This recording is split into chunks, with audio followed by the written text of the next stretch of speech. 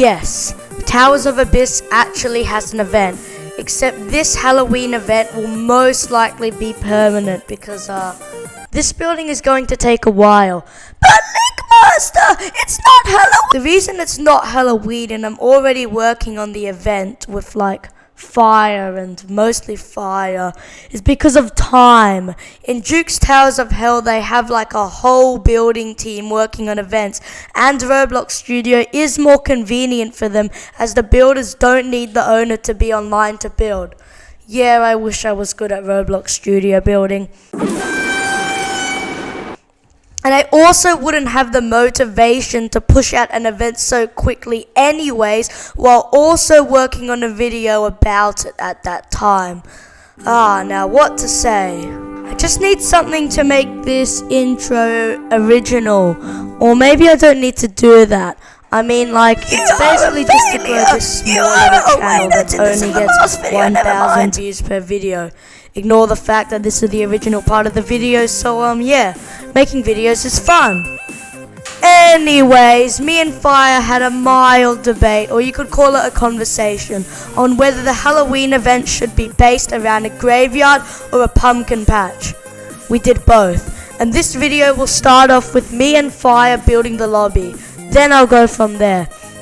And one note to add is the boss was being worked on by Fire with some help from others. All the while we were also building the lobby and towers, even though I show the progress of building the boss at the end. And good luck trying to understand how the boss works.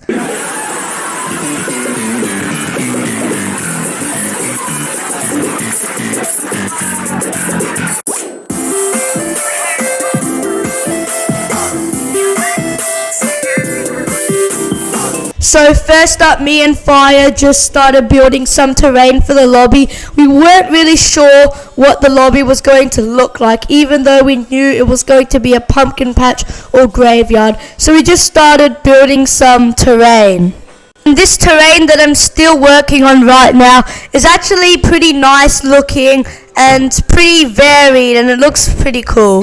Then started working on a tree. It was going to be a tree with no leaves and have big branches, sort of like scary Halloween trees, if you know what I mean. And Fire built this like ruined and crashed hot air balloon because the idea of the Halloween event is that you crash the hot air balloon and then landed in this strange place. I then colored all the little bits of terrain, all different colors, so it has this sort of gradient, and it just adds some variation, which looks really cool. Then started working on these bushes that would be on the bottom layer of the lobby only, and they look pretty cool. These bushes are kind of odd looking, but they're definitely quite spooky, and I think it fits the Halloween theme well. Now while I started creating these big great vines, I guess they kind of formed from maybe pumpkin seeds in the soil, and then big vines started growing out. I don't know, it looks cool though. Then this is a graveyard that Fire started working on, which would have the credits, but it later got deleted and revamped by me. Fire was just really tired when he made this. And here I'm just extending one of the vines, and that was pretty much the last interesting thing I did for that day.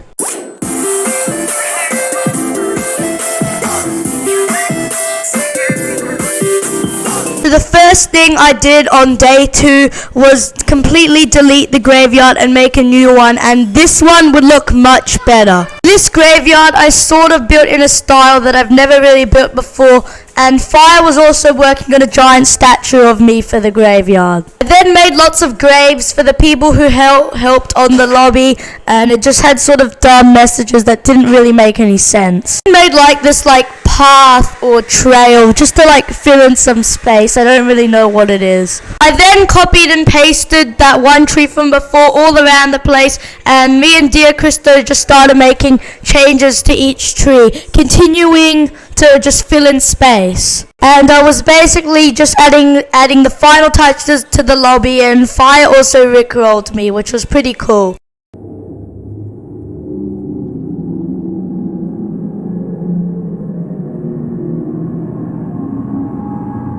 So I gave Lickmaster my credit card to commentate on this small portion on the video. He also told me to read out the so I guess I'll do that right now. 0, 4, 1, 2, 7, 6, 5, 0, 3, 4, 5, 6. Now I read it out. Yeah, I can commentate. Oh, this is the lobby so far. You can see that there's 3 different layers. The first layer having like vines and bushes, the second layer having pumpkins, and the third layer having dirt and weeds and a graveyard and a really cool statue of Lake Master. Yes, I hope you like this short piece of commentary. It took me a long time to get in, yeah. Now it's time to work on the steeples. This is the first steeple that we're building the frame for.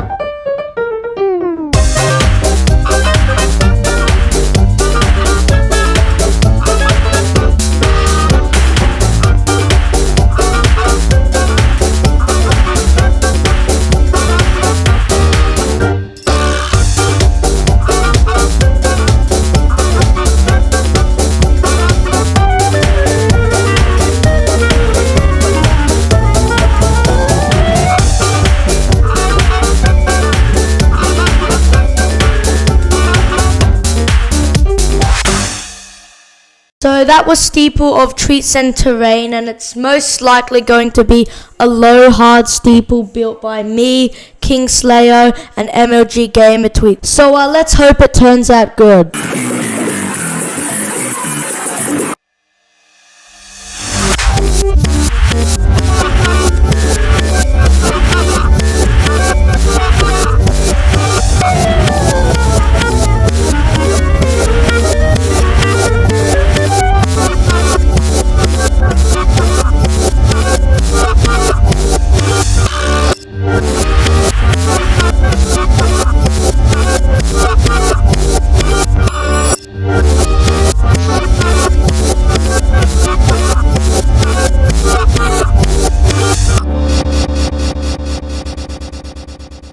So while I'm building the last floor of the steeple, I should probably talk about how it's being built. So there's 3 floors like every other Tales of Abyss steeple.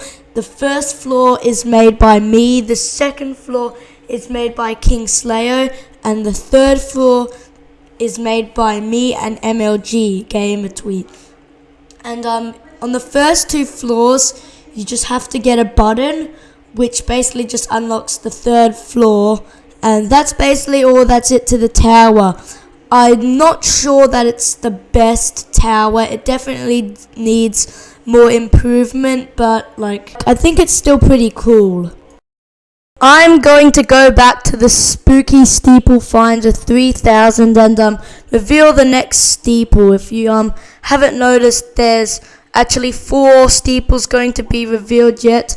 But that's not all the steeples or all the stuff that's going to be in the Halloween event.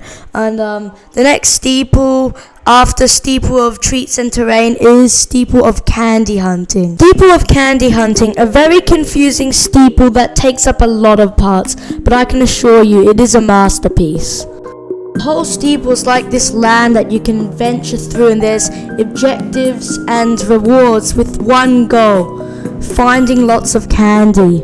And it just so happens that there's a house that is supposedly my house at the top of the steeple with a basement that has lots of candy inside. And you have to complete lots of different mini challenges and try and figure out what to do to get up there. I'll try my best to explain the route progression.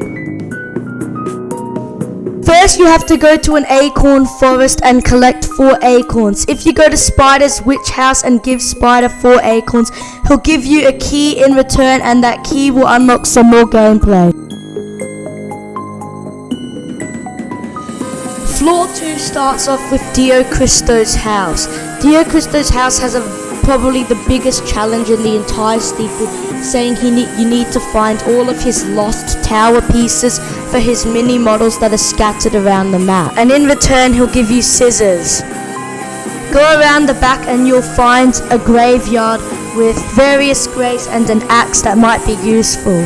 The axe will unlock a dungeon in which completing you'll get the key to the basement in my house. And remember the scissors that Dio Cristo can give you? You use the scissors to cut down vines to unlock Fire's house, and Fire gives you a key to my house. So now using those 2 keys, one to unlock my house and one to unlock my basement, you can access the ending. The steeple is hosted by Fire, and various other people helped, including me. I say various people because I'm not exactly sure who built on this, because Fire was building a lot of it when I'm not there, and I know Fire gets a lot of people to help. If you're wondering what I did to help build, it's probably not what you expected.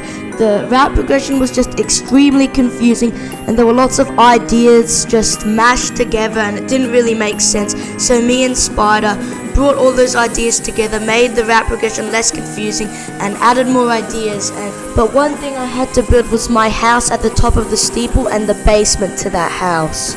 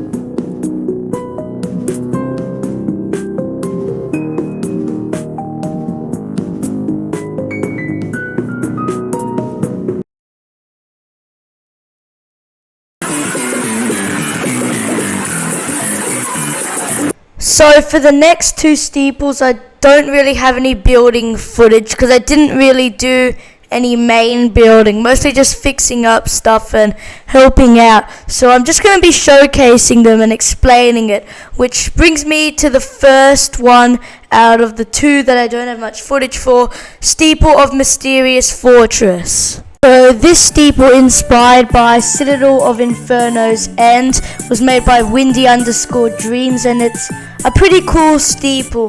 It has some pretty fun gameplay. Nothing too out of the ordinary. It's a decent steeple. The design on the outside just looks really cool. Like how there's windows, a clock tower, a library. It just looks really cool overall. And although this tower could use maybe some more client objects or something a bit more interesting, there's nothing really else to say. I'm officially sick of editing this video. I can edit it for you! Oh my gosh, do you like my hands? So this steeple is Steeple of Midnight Massacre. It's made by Wayne, or the IS of 2019, and this steeple is quite simple, but it's also pretty interesting. Basically, you have to murder these slammos in their building and breaking into their building, and then you set off the alarm and stuff. I don't know, it's quite interesting, but it's quite self-explanatory.